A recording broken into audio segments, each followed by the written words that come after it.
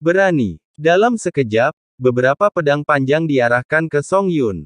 Namun, ekspresi Song Yun tetap tidak berubah, tanpa sedikit pun rasa takut. Sebaliknya, ada sedikit rasa dingin di mata indahnya. Berhenti. Namun, pada saat ini, suara kepala istana pedang surgawi juga bergema, dengan ketidaksenangan yang jelas. Melihat ini, semua orang di istana suci pedang surgawi menyimpan pedang mereka. Wajar kalau anak-anak bertengkar. Bertengkar bukan berarti berkelahi, tapi orang dewasa yang ikut campur itu salah. Kepala istana pedang surgawi suci melirik ke arah para tetua.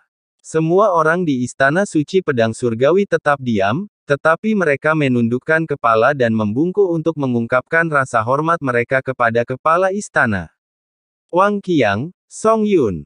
Kita semua berteman, kita seharusnya tidak mengatakan hal-hal seperti itu. Chu Feng juga memandang Wang Qiang dan Song Yun. Wang Qiang menyeringai dan tidak mengatakan apa-apa lagi. Song Yun berkata, itu hanya candaan, gadis ini tidak akan keberatan, kan? Apakah aku mengenalmu dengan baik? Apa kau bercanda? Lagi pula, aku tidak suka ada yang bercanda denganku. Tianjian Chanhua berwajah dingin dan tidak menatap Song Yun dengan suasana hati yang baik. Namun Song Yun berkata, sayang sekali. Aku hanya suka bercanda. Melihat suasana mulai aneh lagi, Chu Feng buru-buru berkata, Nona Chanhua, saya mengamati bahwa warisan di sini dapat dibangunkan bersama pada tahap awal. Maukah Anda bergabung dengan kami? Saya ingin mencobanya. Ketika Tianjian Chanhua berbicara kepada Chu Feng, sikapnya langsung menjadi jauh lebih baik. Kalau begitu, mari kita pergi bersama. Saat Chu Feng berbicara, dia berjalan menuju batu nisan yang tampak seperti pedang raksasa. Tianjian Chanhua mengikuti di belakang, tetapi tetap menjaga jarak tertentu. Sebenarnya dia tadinya berencana untuk menyerah, tetapi setelah masuk ke sini, dia merasa tidak begitu berbahaya, jadi dia menyarankan untuk mencoba lagi. Tapi, saya tidak yakin. Dan dia menyadari bahwa selama mereka berada pada jarak tertentu dari batu nisan, mereka dapat memulai pewarisan. Dia juga tidak yakin seperti apa warisan ini, jadi dia menjaga jarak tertentu dan ingin Chu Feng mengujinya. Berdengung. Benar saja, saat Chu Feng mendekat, pola jimat muncul di batu nisan, dan pola-pola itu unik dan menyerupai guntur. Chu Feng juga berdiri diam, mencubit formula ajaib, menutup matanya, dan mulai menerima ujian di sini. Saat berikutnya, jimat itu benar-benar melayang keluar dari batu nisan, dan bagaikan guntur, melilit batu nisan. Oh, ini, kuburan terakhir ini berbeda. Wang Qiang mendesah. Lagi pula, dilihat dari kekuatannya saja, bintang terakhir ini benar-benar berbeda dari bintang-bintang sebelumnya. Namun, dibandingkan dengan yang lain, Tianjian Chanhua mengamati wajah Chu Feng. Melihat Chu Feng tampak tenang, ia pun mendekat. Tetapi begitu dia melangkah ke area tempat Chu Feng berada, ekspresinya berubah drastis. Dia merasakan napas tak kasat mata mengalir dari telapak kakinya ke seluruh tubuhnya, bukan hanya kepalanya, dia merasa seluruh jiwanya akan meledak. Jadi dia berbalik dan meninggalkan area itu. Chu Feng, aku pikir warisan di sini lebih cocok untukmu, jadi aku tidak akan berpartisipasi.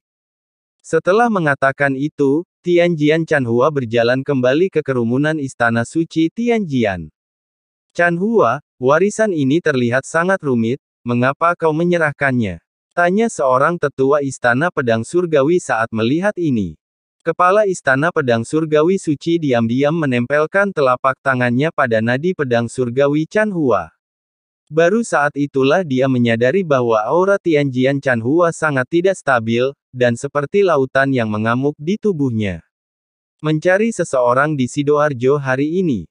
Dengan kata lain, Tianjian Chanhua memiliki kendali yang kuat. Jika orang lain, mereka pasti sudah berdarah dari ketujuh lubangnya dan tidak bisa berdiri. Apakah Chu Feng begitu kuat?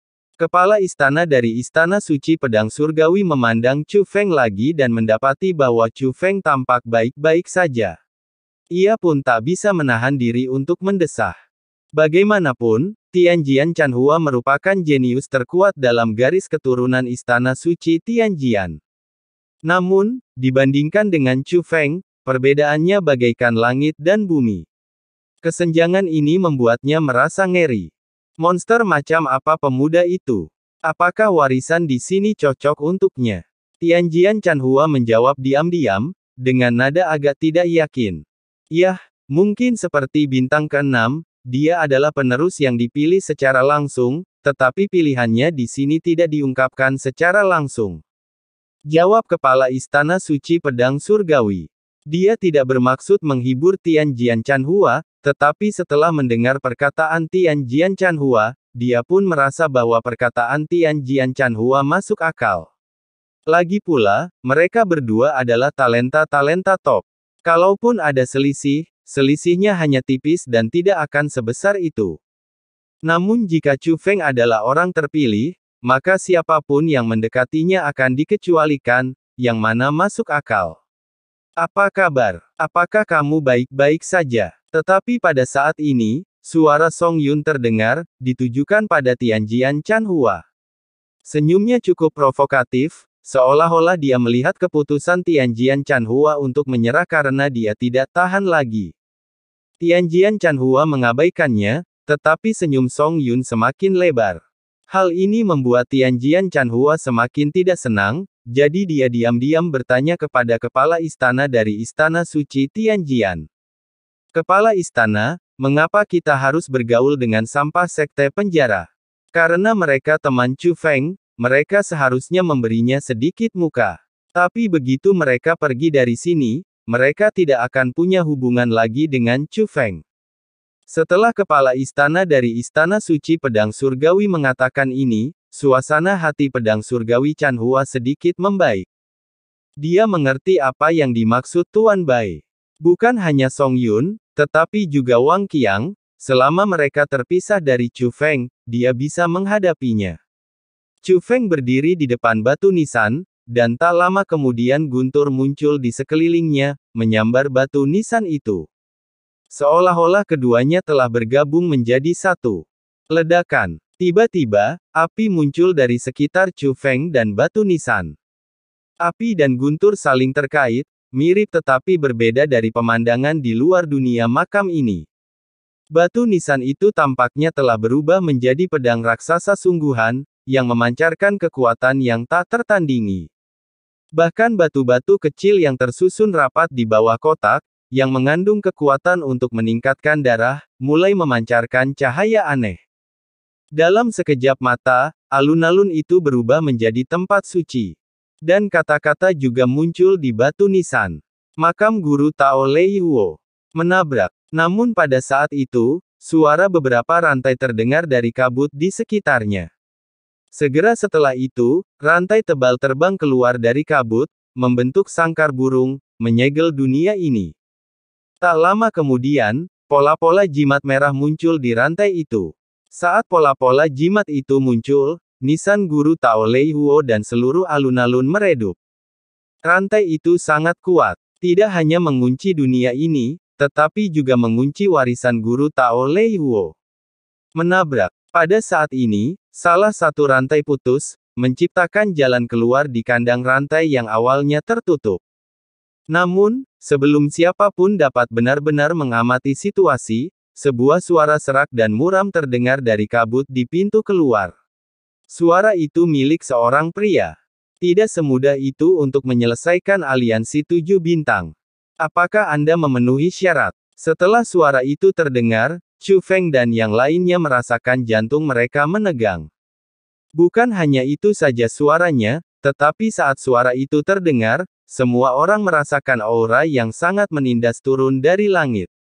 Aura itu tidak berasal dari dunia ini, tetapi datang dari dunia luar, menyelimuti seluruh makam kuno. Karena bahkan Song Changsheng dan Tianjian Qingyuan, yang berada jauh di dalam makam kuno, merasakannya. Saat ini, mereka masih dalam perjalanan untuk menemukan nenek Chu Feng. Namun, mereka sudah masuk sangat dalam, dan sekarang jalan menjadi lebih lebar, begitu lebarnya sehingga orang biasa tidak dapat melihat tepian di kedua sisi. Tetapi mereka sangat jelas bahwa ini masih sebuah jalan. Terlebih lagi, pada saat ini, mereka semua memegang senjata di tangan mereka, dan bahkan tokoh seperti Song Changsheng dan Tianjian Qingyuan memiliki butiran keringat di wajah mereka. Alasannya adalah karena monster yang ada di sekitar mereka semakin lama semakin kuat. Setiap serangan yang dilepaskan akan berdampak buruk bagi seluruh dunia bela diri. Napas ini, Tianjian Qingyuan juga sedikit mengernyit. Kita harus mempercepat, kalau tidak semua orang akan mati di sini. Ketika suara Song Changsheng terdengar, ia sudah menghilang dari tempat ini. Ia menyadari bahwa situasinya tidak baik dan ingin menyelesaikan masalah ini sesegera mungkin. Melihat ini, Tianjian Qingyuan mengikutinya dari dekat. Mereka juga memperoleh beberapa manfaat sepanjang perjalanan. Telah ditemukan bahwa ada rahasia yang tersembunyi jauh di dalam jalan ini, yang mungkin merupakan rahasia sebenarnya dari makam kuno ini. Mungkin 7 bintang dalam konjungsi bukanlah satu-satunya solusi. Jika mereka dapat mengungkap rahasia di kedalaman jalan ini, kebuntuan makam kuno juga dapat dipecahkan. Tetapi orang-orang di makam kuno itu tidak hanya tidak tahu di mana Tianjian Qingyuan dan Song Changsheng berada, mereka bahkan tidak tahu bahwa kedua orang ini ada. Tetapi semua orang, tanpa memandang jenis kelamin, usia, atau tingkat kultivasi, merasakan aura mengerikan itu. Tidak, kita akan mati kalau tetap di sini. Kita semua akan mati. Lari, lari. Beberapa orang mengira aura itu berhubungan dengan makam mengerikan yang dimasuki Chu Feng dan yang lainnya, jadi mereka ingin melarikan diri. Tidak ada gunanya. Tidak ada gunanya. Namun mereka yang hadir, yang memiliki tingkat kultivasi lebih tinggi dan pengetahuan lebih luas, menggelengkan kepala karena putus asa. Mereka juga bisa merasakan bahwa ini bukanlah masalah yang cocok untuk semua orang, tetapi sesuatu yang akan dihadapi semua orang yang terjebak di sini. Bintang terakhir ini memang tidak mudah untuk dibuka. Chu Feng menghela nafas. Meskipun napas itu tidak dapat dilihat atau disentuh, ia tidak terlihat dan hanya dapat dirasakan. Namun, tak diragukan lagi, pedang itu menggantung di atas kepala mereka. Jika mereka tak mampu mengatasi situasi saat ini, pedang itu akan jatuh. Bukan hanya satu orang yang terbunuh, melainkan semua orang di makam kuno itu. Senior, apa syaratnya untuk memenuhi syarat? Tanya Chu Feng sambil melihat ke arah asal suara itu. Setelah dia mengatakan ini, semua orang bereaksi. Ada begitu banyak orang penting yang hadir, tetapi saat mereka merasakan kehadiran satu sama lain, tidak ada seorang pun yang berani berbicara. Rasanya seperti takut salah bicara dan kehilangan nyawa. Alasannya adalah rasa takut yang ekstrim. Mereka semua tahu bahwa orang itu sangat berkuasa, jadi mereka sangat takut. Pada saat ini, Chu Feng mampu berkomunikasi dengan nada tenang, tidak rendah hati maupun sombong. Keberanian semacam ini tidak ada hubungannya dengan tingkat kultivasi seseorang. Bahkan Zhao Laoba pun semakin mengagumi Chu Feng, karena bahkan dia sendiri tidak berani berbicara lebih dulu. Kau akan memenuhi syarat hanya jika kau mengalahkanku. Suara itu terdengar lagi. Mencari seseorang di Sidoarjo hari ini. Bersedia berbohong tentang bagaimana kita bertemu. Begitu kata-kata itu diucapkan, kabut dari arah suara mulai melayang ke kedua sisi seperti pasukan yang mundur. Tak lama kemudian, sebuah gerbang penghalang besar muncul di depan mata mereka. Ledakan. Pada saat ini, aura yang kuat terpancar dari gerbang penghalang. Dewa Surgawi tingkat kelima. Merasakan nafas pihak lain, ekspresi tegang di wajah kepala Istana Pedang Surgawi pun mereda. Bahkan yang lainnya pun bernapas lega. Dewa-dewa tingkat 5 memang kuat. Namun di antara mereka yang hadir, ada juga banyak dewa kelas 5 yang kuat. Dewa langit tingkat 5 adalah satu-satunya alam yang dapat mereka hadapi. Kemudian, kepala istana dari Istana Suci Pedang Surgawi memandang Chu Feng dan berkata, "Teman muda Chu Feng, mari kita, generasi yang lebih tua, serahkan masalah ini padamu. Terima kasih atas bantuan kalian semua, para senior." Chu Feng juga tidak sopan. Lagi pula, Dewa Surgawi kelas 5 bukanlah sesuatu yang bisa dihadapi oleh junior seperti mereka. Ketua klan Zhao, kau mau tinggal di sini atau pergi bersama? Kepala Istana Pedang Surgawi menatap Zhao Laoba. Saya Zhao, dan saya di sini untuk berkontribusi. Mari kita lakukan bersama, kata Zhao Laoba. Penduduk Istana Suci Pedang Surgawi, dengarkan, masuk ke mode formasi, dan ikuti aku. Atas perintah Kepala Istana Pedang Surgawi, seluruh orang di Istana Pedang Surgawi merapal mantra sihir. Jelaslah, dia siap mengaktifkan formasi pedang suci hari itu. Namun saat itu, suara orang itu kembali terdengar dari dalam gerbang pembatas. Kamu cuma punya 2 kesempatan. Kamu yakin mau melakukannya? Jika kita gagal kali ini, kita semua akan mati lain kali. Setelah kata-kata ini diucapkan, bahkan Kepala Istana Pedang Surgawi dan Zhao Laoba, yang telah membuat persiapan, menjadi sedikit ragu-ragu. Kalimat ini jelas merupakan pengingat. Tetapi setelah mereka melihat sekeliling, mereka menemukan bahwa tidak ada orang lain di sini yang dapat menerima tantangan tersebut. Kalau tidak, menunggu tuanku kembali. Peri itu mengeong. Ya, jika Guru Nona Miao Miao ada di sini, makhluk surgawi tingkat 5 pun tidak akan takut. Pada saat ini, sekelompok master dari generasi tua juga ikut bergema. Lagi pula, mereka semua telah menyaksikan metode Song Changsheng. Ketika pintu mengerikan itu terbuka tadi, aura yang dipancarkan makhluk-makhluk di dalamnya jelas lebih kuat daripada dewa kelas 5, tetapi mereka tidak memiliki kekuatan untuk melawan balik di hadapan Master Xian Miao Miao. Tetapi pada saat ini, sebatang dupa muncul di penghalang, dan dupa itu sudah terbakar. Apa artinya ini? Seseorang bertanya dengan bingung.